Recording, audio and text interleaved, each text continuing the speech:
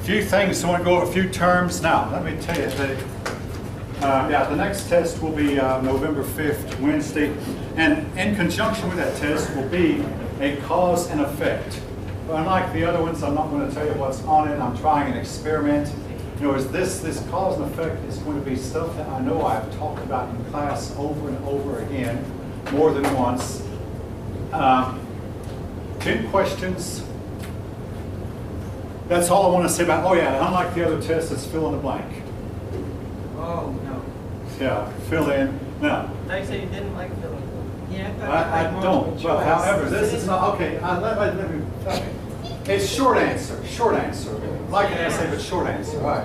Yeah, in other words, you have a question and about a space for 3 or 4 lines for an answer. Another question, a space for 3 or 4 lines for an answer. 10 questions on one page with enough, and you can use the back of your page. That's the score. Anyone who has been following me at all should be able to do well on it. I'm not going to give you the questions in advance. I'm not going to go over it in advance. And oh yes, on November 5th, we will not have a lecture. In other words, I'm going to give you the entire period to answer both the score and the 34 or 35 questions that's on test number 4.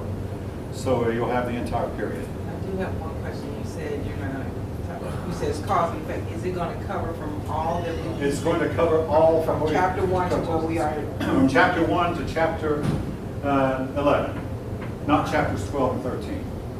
Chapter 1 to chapter 11. Hey, you know, anyway, there's several things I keep hammering at that if you pay any attention to, you'll have some idea of what I'm talking about, that I mentioned over and over. So, hey, I'm just going to include this on my call. If this is going on, what's going to be the effect? If that's going on, what will be the effect? Yeah, in other words, what's happening? Well, I'll tell you what. There's a few of you here, I'll give you one hint. I mean, I think the person's going to deserve something. If the climate cools, what will the effect be on plant life? All right. Again, those of you who aren't here, didn't hear that, I'm sorry. I heard it now. I heard it. All right. You're recording it, so yeah. it's just Cause and effect. All right. And again, folk, any of you have talked about that half the lectures I've given, including this one I'm about to give. Cause and effect. All right. Okay.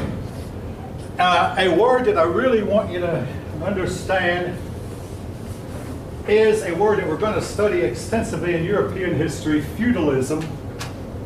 Feudalism is where a bunch of powerful lords act independently of each other. You have a duke here, a count there, and theoretically they'll say we're loyal to our king, but in actuality they have a king, but he has very little authority. And under the king is a bunch of dukes, vassals, dukes, counts, barons. They really swear loyalty to the king, but they're very loosely confederate with him. That word confederate appears in American history. The South called themselves the Confederate States, so we are joined, but we're independent of each other also. We can do as we please. And guess what? It cost the South the war. There was a union and there was a confederacy. The confederacy did not hold together very long. The union held together. All right. Feudalism, a bunch of independent, more or less independent lords. Raja, that's a mighty prince, an Indian word. I might should have written it. It means a prince. Guru, you might hear that word used often. That's an expert on religious matters. Does it have to be religious matters? Actually, in the context, I've always heard it. Well, no, it can be, in America, it can be an expert on computers, a computer guru. It can be an expert on anything in America. In India, I believe in India, it's mostly religious matters. Now, if any of you know any better, you're welcome to say so. But I think for the original term, but when translated into English, and we borrow that word from India, it can mean, if they call someone a computer guru.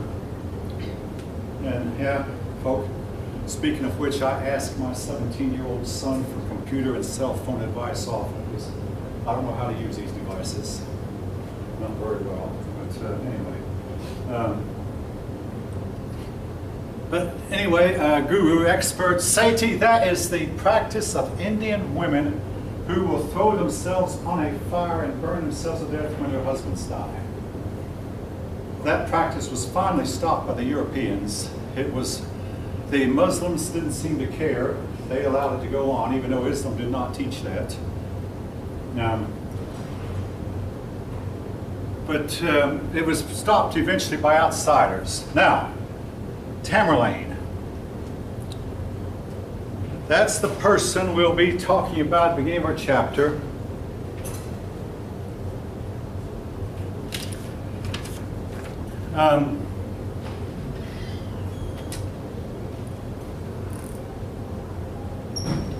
I have heard from one of my pupils some time back that Tamerlane was a descendant of Genghis Khan. Your book does not say that, even though it is known that Genghis Khan has more descendants due to DNA testing. He has more descendants than anyone else we know of. He had some 50 children while he was alive, so I'm not sure about that, but he had a lot of children. They in turn had many and numerous children until today. A high percentage of Mongolians today and people in Pakistan and India are descended from Genghis Khan. Anyway, Tamerlane built himself up a big empire. He's sometimes called Tamer the Lame. Built himself an empire that included a whole lot of what is today northern India, Pakistan, Afghanistan.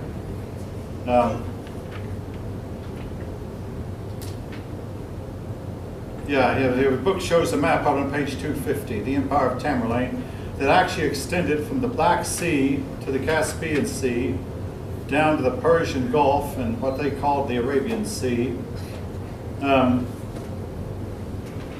Quite a large territory that he was able to get and hold together.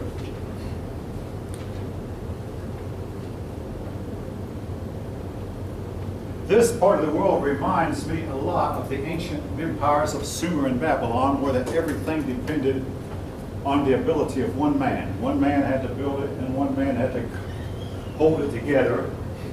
And as long as this one man lived, everything seemed to go well. And then, when that one man died, everything fell apart. You have these empire builders who come along, and if they could have lived 300 or 400 years, who knows what they might have accomplished. But human life is short. All right.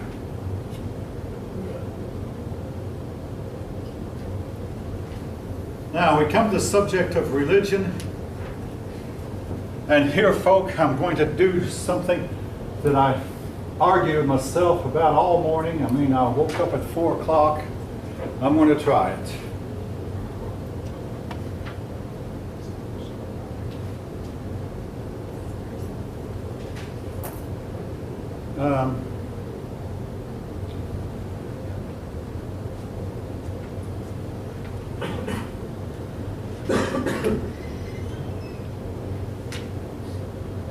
So this is the one.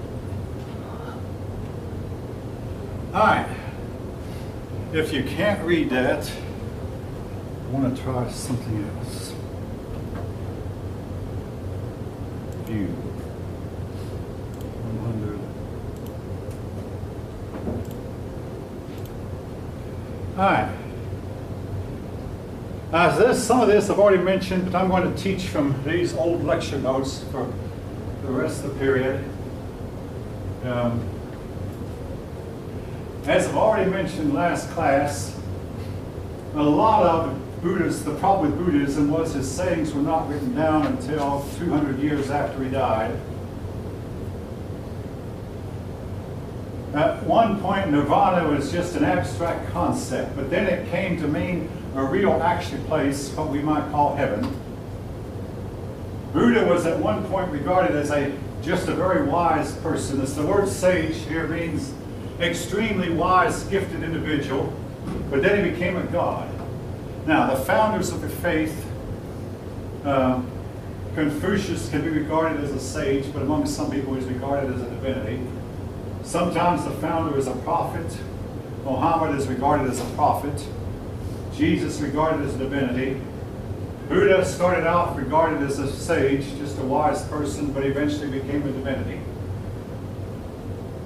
Another problem with Buddhism, he taught that the four classes were equal. Hinduism said, no, some people are closer to nirvana than others, particularly the higher caste. They are closer to nirvana than the lower caste, and the lower caste are going to have to work their way up the caste system to get there. So Buddhism split, and this was one of the things I did not mention in the last class, but Buddhism split with one group trying to adhere to the original teachings, and another group taught that devotion. Now, the devotion could lead to one to nirvana, not behavior. This reminds me a lot of the Christian conflict between works and faith. Some people believe you have to work your way into salvation. Others will say, no, works do not matter. What matters is faith. Similar here. Some groups in Buddhism say, no, it's devotion leads you to nirvana. Never mind your behavior. Others say, no, it's behavior. And again, you have these splits, folk, among all religious peoples,